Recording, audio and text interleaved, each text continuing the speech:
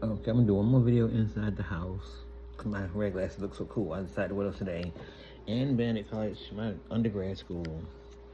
So yeah, I wanted to wear my red glasses today. So I'm gonna talk about something. I gotta get this phone together, right? I'm just gonna hold it. So I'm gonna talk about in this video about being free and staying in your truth. One of the things I found that helped me feel better a lot was just telling people no.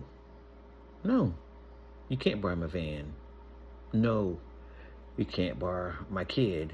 No, you can't borrow my wife, my clothes, my mother-in-law. You can't borrow anything. Tell them no. Buy yourself some time so you can breathe and you can actually find what the truth is, why you can't or don't want to do it. But stop saying yes to everything people want you to do. You don't owe anybody anything. Just be the happiest person that you can be. Live for self. Live for you. And stand in your truth. Let everyone see how the Lord has been blessing you and tell them about it. I don't mind telling people about the Lord because I love Jesus. I love the Lord. He saved me and he always is saving me. He gave me a beautiful family from nothing. I'm going to tell y'all, I was homeless. Yeah. I know it's not shocking either. This whole van life, car life thing, they lucky. They got a van. They have a car to live in. I was homeless. I mean, outside, no housing. So, it's not cool. It's not fun. I didn't have no cool camping gear, or I didn't have a cool blanket to lay on, or a nice van built, or none of that. It wasn't none of that. Homeless is homeless. And I wish people will stop glorifying and making being homeless and looking good. It's not a good thing to be homeless. It's very scary. It's super sad. It's super depressing. It's a slippery slope when you become homeless. I still to this day can't even deduce to understand how I became homeless. When I was living in a luxury apartment in Marietta on Duck Road with my son and his father.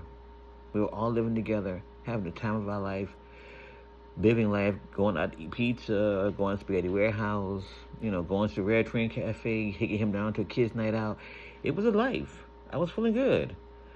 I was working at AT&T, making good money, and things seemed to be really good. But I let the wrong people in my circle. That's what happened. I did. I let jealous people in my circle, and jealous people can't be around you. I didn't realize it. I'm a kind-hearted person. I'm a giver. I'm Aquarius. I love hard. I love deep. I'm a deep thinker. I'm a dreamer. So for me to fathom the steps that made me become homeless, let me see if I can go back just a little bit and remember. Well, and AT&T again fired me for being disabled. That was the first time, and the second time they did it. I can't even remember. They did it 2 times. So after that, I was shocked. I was in mourning. I remember that day. That was in 2007. 2007. I'm so dumb today. I went to my homeboy's desk and I asked him to get his keys to his car because, again, I said I didn't have a car. And he gave me his keys. He said, "What's wrong? You all right? You going home early?" I said, "Yeah, Al, I'm just going to go." So I got in the car, started driving home, went home, sat on the bed, and called him. And I told him, I said, "They fired me." He said, "Oh, my God, Mommy, are you okay?" I said, "No, they fired me. I love this company." He said, "It's going to be okay. I'm going to come right by after work, and we're going to go get something good to eat, and we're going to talk it out, okay? We're going to figure out something." Nothing ever got figured out. Long story short, we lost our apartment because at the time I was the head of the household. and then things didn't go that well between me and him, or he and I. And oh my God, we had a hard life. We were super poor after AT&T fired me. I didn't save any of my money. I didn't. I'm gonna tell you the truth. I didn't. I blew it on garbage. Looking back now, I'll tell people, save your money. A lot of things I should take advantage when I was there, I didn't take advantage of them. I wasn't grown at the time. I was 30 years old. But in the same instance, I found myself going from house to house, from our apartment to my best friend's house. Then I met Satan, and I moved in with her. And yeah, her apartment was done when I moved in. She was already facing eviction when I moved in, and didn't even tell me. And then me and her got a trailer together somewhere else, and I didn't even know I was homeless then. When you move into a trailer in the city, I don't know, that should have been homelessness. I sent my son off to my mom, my sister. Her and my brother came and got him, and it was fine. Looking back, I should have just kept my kid with me. Long story short, no one was there to help me. I reached out to my son's father and told him, things are bad, dude. Can I come back and live with you? He was like, my girl live here. Surprise, surprise. So again, me and the devil moved to another area. Where did we move then? Oh, me and her moved to an extended stay. And that's where I got arrested at, for selling dope to a CI and in that trailer. Yeah, they kicked in the door that morning, and at the extended stay, cuffed me up and took my ass to jail. When I got out of jail, after doing my 88 days, I had no place to live. So of course, I went looking for her, the devil, right? As soon as I got down the street, freshly out of jail, she passed me by in her car. That was so weird. But at any rate, I kept walking, and she turned around and she pulled over, and she's like, when did you get out? Oh my God, you're out of jail. I'm like, yeah, I just got out today. She said, where you going? I said, I don't know. So I hung out with her a little while. Again, bad idea. It ended up, I was homeless by myself. I slept at the airport. I slept at bus stops. I slept in libraries. I didn't sleep on the ground. It was getting close to it, though. I had a black suitcase and a Dolce & Gabbana beach bag that had all my stuff in. And, oh yeah, my cousin put me out. That's what made me be homeless. Yep. After I moved living with the devil down in Cobb County, I moved in with my cousin out of Norcross. And he put me out because he was jealous of me. At any rate, so yeah, the homelessness lasted for about 18 months, almost a full 2 years. It lasted. I stayed at Must Ministries off and on. And once I got situated and got a job, I started to get a job at Bell South. I moved myself into an extended stay. My godmother and godfather in New York sent me a regular stipend to help me out. It's wonderful when you got good family. You know, God bless Aunt Betty Cunningham and Uncle Glenn, rest in peace, Lord. Bless those people. They always looked out for me, always. So I didn't want to tell them how bad it was because I didn't want them to be worried. I just told them this is going to put me right where I need to be, and it did. I was able to buy me a few clothes so I could go to work looking like somebody decent. And shortly thereafter, I got another job because I had 3 jobs at a time.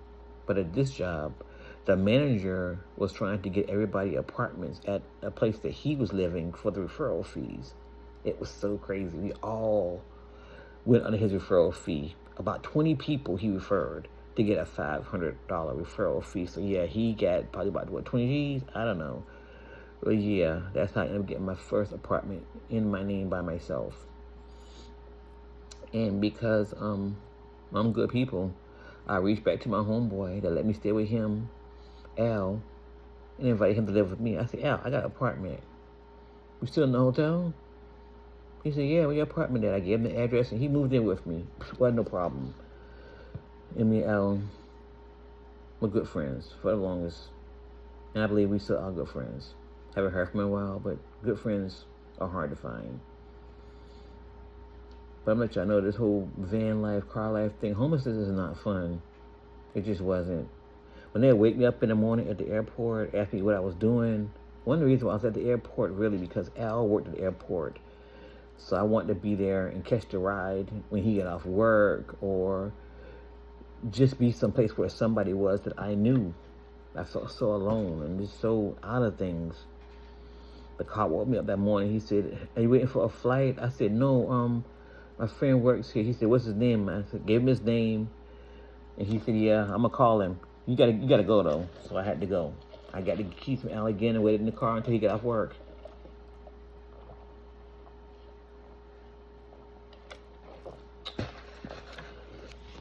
It's hard to get food when you're homeless. I didn't have no stove in my suitcase. I can just whip it out and make a fantastic sandwich like they do in these vans and stuff. I ate at the shelter. They gave us three meals and a lunch, or 2 meals and lunch. I ate fast food, mostly KFC, and when I moved into my place, finally, I didn't have any food at all, really. A lot of times I was hungry. And it was just me and Al there. So Al would buy a little stuff and I would buy a little stuff. We both were working full-time jobs. He at the airport and me at Digicon and Bell South. So we had a little bit of money. Not enough for a bed or a couch or a TV. There was nothing in that apartment, just me and him. Well, he had a bed. I think he had a bed in his room. We had a 2-2. 2 bed, 2 bath. He had the master one with the bathroom in it, and I had the one across from the bathroom. It was a nice little apartment. I'll never forget living in Cabot Trail. I loved living over there. I met some of my best friends over there. Oh yeah, that homelessness. Don't let anybody fool you. Sleeping outside, sleeping in public places, it's just not cool. People know. I rode the bus one day to the end of the line, from Cobb County all the way out to the end of the line to Indian Creek, I think it is, and rode it back downtown again, just to waste time. I didn't have no money. I didn't have any money to buy anything to eat. I didn't have any money to buy anything to drink. I just didn't want to be out in the heat. It was summertime in Georgia, and it's hot. I rode and I rode and I rode.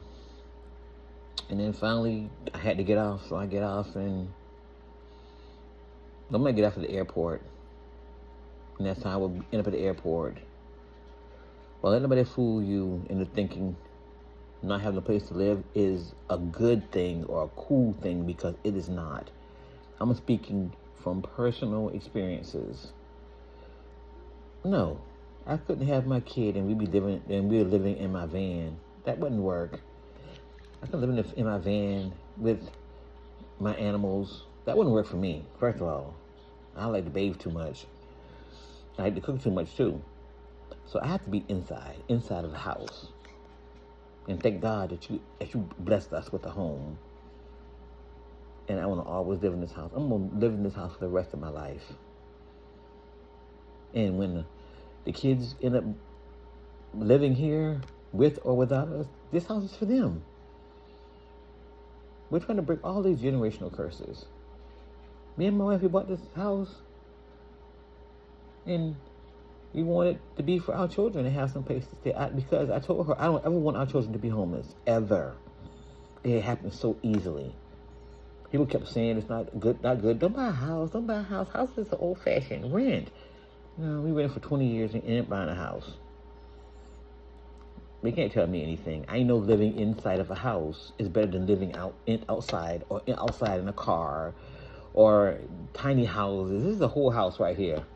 This is three, what is it? 5-3, whatever. It's a house for our family. We live here. We eat here. We sleep here. Homelessness is not the next trend. It's not the next fad. But I almost got angry, y'all. Sorry. So yeah, I just want to say that because I don't like where they're going with this. A lot of people are doing things for clicks. I'm not gonna be homeless for clicks. I'm not gonna throw my cat outside and wet it up with water so you can think she was homeless for clicks. No, Cleo is inside. She's nice and dry. I'm not gonna have a fake argument with my wife for clicks. I'm not gonna do it for subscribes. We don't argue. We don't. We don't argue. Not anymore. I'm not gonna film anybody while they're sleeping. I'm gonna do anything crazy on here. I'm just not. I mean, I could, but I'm not. I just want to really be me. I want to be me. Be Tino. I just want to be Tino. That's it. Dash Your Faith, DoorDash, Gabe's Gavity, Janet Ascending. I met her this morning. Her story was interesting. Peace and blessings to you, ma'am. Peace and blessings to you. This video has been long enough, I think. I'm going to stop it right here, y'all. Okay? We're going to call this one Live Inside. Okay? House life. Peace. One love.